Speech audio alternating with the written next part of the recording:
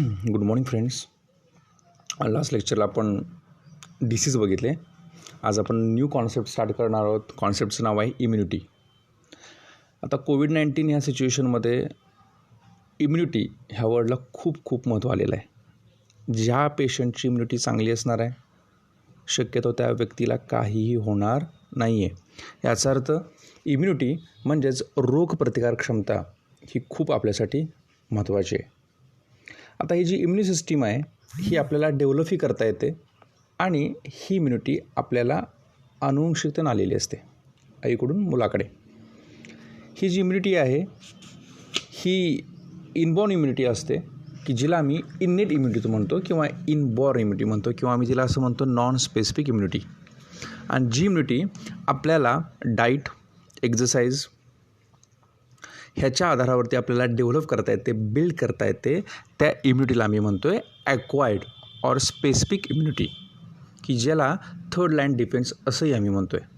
म्हणजे इम्युनिटीचे आपल्याला दोन प्रकार पाहायचे आहेत, डिस्कस करायचे आहेत, चर्चा करायची आहे. त्यातली पहिली इम्युनिटी म्हणजे इननेट इम्युनिटी. तिला आम्ही काय म्हणतो आहे नॉन स्पेसिफिक इम्युनिटी किंवा नॉन स्पेसिफिक डिफेन्स किंवा तिला आम्ही म्हणतो आहे इनबॉर्न इम्युनिटी. ही इम्युनिटी आपल्याला आईकडून मिळालेली असते. आता पहिल्यांदा आपण बघूया की what is mean by immunity.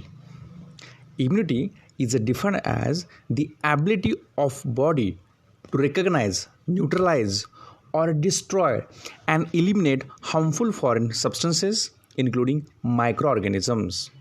म्हणजे इम्युनिटी म्हणजे काय बघा, आपली बॉडी, आपल्या बॉडीमध्ये जे लोक घुसखोरी करणार आहेत त्यालाच आपण इन्व्हेडर्स असं म्हणतो किंवा अतिरेकी असं म्हणतो आहे, की त्यांना ओळखणं, त्यांना न्यूट्रलाइज करणं, त्यांना डिस्ट्रॉय करणं किंवा त्यांना पूर्णपणे मारून टाकणं, हे जे काम आहे हे ही इम्युनिटी करत असते. आता इम्युनिटी कोणाला डिस्ट्रॉय करत असते, की तिला कळतं की हा आपल्यातला नाही आहे, हा वेगळा आहे. म्हणजे ह्या इम्युनिटीला पहिला फरक कळतो सेल्फ नॉन सेल्फ, आपलं कोण परक कोण. तिला कळतं की हा ॲसिडिक आहे, हलकलाय नाही, ह्याच्यामध्ये विष आहे, ह्याच्यामध्ये पॉयझन आहे. मग असे सगळे कोण एजंट्स आहेत, तर हे सगळे एजंट्स आहेत म्हणजे व्हायरस, बॅक्टेरिया, फंगस किंवा एखादं व्हिनम. म्हणजे बऱ्याच जणांना साप चावल्यावरती सुद्धा प्रॉब्लेम येतो किंवा अगदी एखादा किडा किंवा अगदी डास चावला तरी सुद्धा त्यांच्या बॉडीवरती रॅशेस उठायला लागतात. किंवा ॲलर्जी हा सुद्धा त्यातलाच एक प्रकार आहे. एखादे विशिष्ट कपडे घातल्यावरती किंवा एखादा विशिष्ट मेटल घातल्यावरती किंवा इतर काही, किंवा बऱ्याच जणांना डस्टची सुद्धा ॲलर्जी असते. म्हणजे लोटून काढताना धुळा किंवा डस्ट फॉलिकल नाकातून गेल्यावरती, कानातून गेल्यावरती सुद्धा बऱ्याच जणांना ॲलर्जी पाहायला मिळते. ह्याचा अर्थ ही जी इम्युनिटी आहे ही इम्युनिटी आपल्याला ह्या चॅप्टरमध्ये डिस्कस करायची आहे. आता थोडंसं आपण बघूया की हा शब्द कसा बिल्ड झाला आहे. The English word immunity is derived from the Latin word immunis meaning the exempt or freedom. ठीक आहे, त्याच्यापासून हा शब्द तयार झाला आहे आणि नंतर तो प्रचलित झाला. आपण त्याची डेफिनेशन बघितली. It is the ability of body to recognise, neutralise or destroy and eliminate harmful foreign substances including microorganisms. आता फादर ऑफ इम्युनिटी हा जो किताब आहे किंवा ही जी डिग्री आहे फादर ऑफ इम्युनिटी, ही कोणाला मिळालेली आहे तर एडवर्ड जन्नर, की ज्यानं स्मॉल पॉक्स वॅक्सिन शोधून काढली आणि त्याच्यामुळे बऱ्याच लोकांचे जे प्रॉब्लेम आहेत किंवा जे डेथ रेट आहे तो काय झाला, त्यावेळी कंट्रोल झाला. त्यामुळे एडवर्ड जन्नर हा जो सायंटिस्ट आहे की यानं स्मॉल पॉक्स वॅक्सिनवरती काम केलेलं आहे, त्याला आम्ही म्हणतो आहे फादर ऑफ इम्युनिटी. आता फादर ऑफ इम्युनिटी हा जो पुरस्कार आहे हा कोणाला मिळाला आहे, एडवर्ड जन्नरला मिळाला आहे. तसंच फादर ऑफ इम्युनॉलॉजी हा इमिल व्हॉन बेअरिंग ह्यानं आपल्या बॉडीमधल्या ज्या अँटीबॉडीज आहेत, म्हणजे एखादा अँटीजन आल्यावरती, एखादा मायक्रो ऑर्गॅनिझम आल्यावरती त्याला विरोध करण्यासाठी आपली बॉडी अँटीबॉडीज तयार करते. आणि ह्या अँटीबॉडीजचा पहिल्यांदा जो रिसर्च आहे हा इमिल व्हॉन बेअरिंगनं केला. म्हणून आम्ही त्याला म्हणतो आहे फादर ऑफ इम्युनॉलॉजी. म्हणजे नीटसाठी CH किंवा CETसाठी हे 2 लक्षात ठेवा. फादर ऑफ इम्युनिटी कोण आहे? एडवर्ड जन्नर, की ज्यानं स्मॉल पॉक्स वॅक्सिन इन्व्हेंट केलं. आणि इमिल व्हॉन बेरिंगनं काय केलं की त्यानं अँटीबॉडीज डिस्कवर केल्या, मग त्याला आम्ही काय म्हणतो आहे? Father of immunology. The human being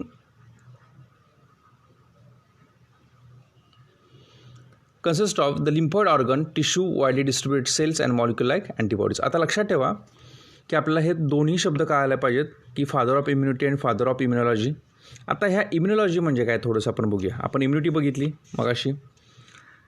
immunology is the science that deals with the study of immuno response to foreign substances and their role in resistant infection.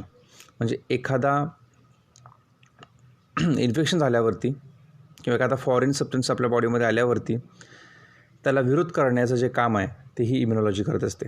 आता इम्युनॉलॉजीमध्ये पुन्हा 4 टाईप आहेत. त्यातली पहिली आहे बेसिक इम्युनॉलॉजी. आपण हे थोडंसं एक्स्ट्राचं बघतो आहे, तुम्हाला माहिती असावी म्हणून.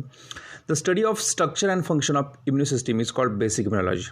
मग याच्यामध्ये त्याचं स्ट्रक्चर काय आहे, मग अँटीबॉडी कशी बनलेली आहे, त्याचं स्ट्रक्चर काय, त्याचं फंक्शन काय, त्याचा रोल काय आहे, त्याच्यात बघणं.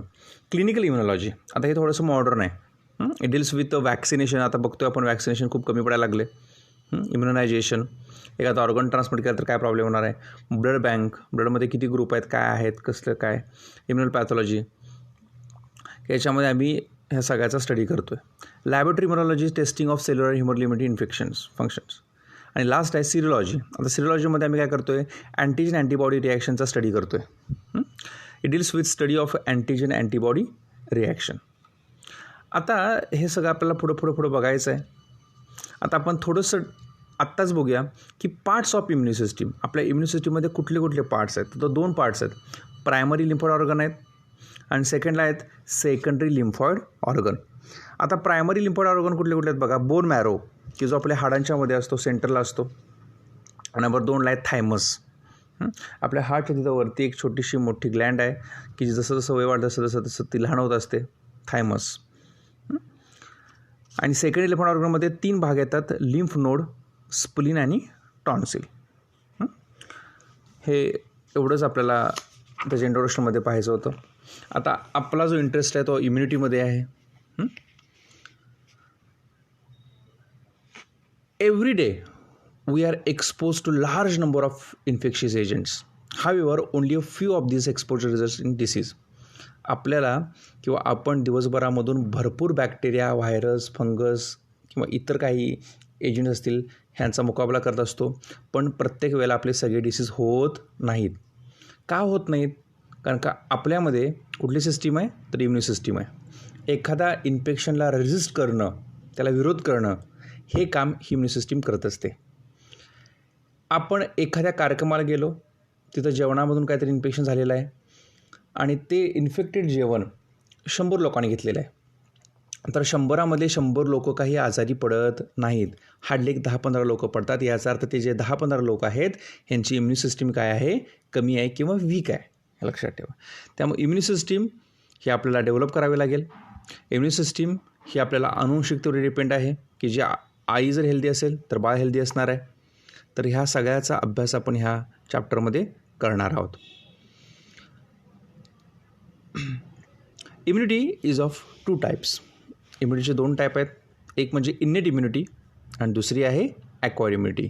आज आपण बघणार आहोत इन्नेट इम्युनिटी. आता innate immunity is present since birth. ही अगदी आपल्या जन्मापासून आपल्यामध्ये फंक्शनल असते. So innate immunity is a non specific type of defence. ठीक आहे. हा व्हायरस आला तरच मी ॲक्टिवेट होणार, तो फंगस आला तरच ते पॉयझन आलं तर असं नाही आहे. ही काय करते? ओव्हरऑल सगळ्या ह्याच्यावरती काम करते. म्हणून हिला आम्ही म्हणतो आहे it is non specific type of defence किंवा non specific type of immunity. It does not depend on previous exposure to foreign substances. ठीक आहे. म्हणजे लक्षात ठेवा की आधी कुठला तर फॉरेन पार्टिकल आला आहे आणि ती ॲक्टिवेट झाली आहे असं नाही आहे. की जसं ॲक्वायर्ड इम्युनिटीला आधीचं एक्सपोजर हवं असतं तसं हिला एक्सपोजरची काही गरज नाही. आणि ह्या इम्युनिटीमध्ये फर्स्ट आणि सेकंड लाईन डिफेन्स कव्हर होतो आहे. Innate immunity is consist of 4 types of barrier. These are number 1 physical barrier. आता ह्याच्यामध्ये 4 प्रकार आहेत. त्यातला पहिला जो आहे तो आहे फिजिकल बॅरियर आहे. The skin of our body is the main barrier which prevent the entry of microorganism. आता लक्षात ठेवा, आपल्याला निसर्गाने स्किन दिलेली आहे आणि ह्या स्किन अशी दिलेली आहे की या स्किनमधून शक्यतो कुठले व्हायरस, बॅक्टेरिया, बुरशी, फंगस, एजंट किंवा इतर केमिकल कुठल्या बॉडीमध्ये आत येत नाहीत. जिथं आपलं ओपनिंग आहेत, आता फॉर एक्झाम्पल ओरल कॅव्हिटीमध्ये म्युकस आहे. So mucus coating of the epithelium lining in respiratory, gastrointestinal tract, urogenital tract also help to trapping the microbes entering our body. जिथं हा म्युकस आहे, हा म्युकस काय करतो, मायक्रो ऑर्गॅनिझमना ट्रॅप करतो, त्यांना घेऊन टाकतो. ठीक आहे. सेकंड आहे फिजिओलॉजिकल बॅरियर. आता अशी काही रचना केलेली आहे की जिथं जर हे जे सूक्ष्मजीव आहेत, हे मायक्रोब्स आहेत, हे किल होतील. आता जर आपल्या तोंडामधून जर काही व्हायरस, बॅक्टेरिया गेले तर ते स्टमकमध्ये ॲसिडिक कंडिशन असल्यामुळे तिथं ते किल होतात. आपल्या सलाव्यामध्ये सुद्धा बरेच मायक्रो ऑर्गॅनिझम किल होतात. थर्ड नंबरची जी इम्युनिटी त्याचा टाईप आहे, बॅरियर आहे, तो आहे सेल्युलर बॅरियर.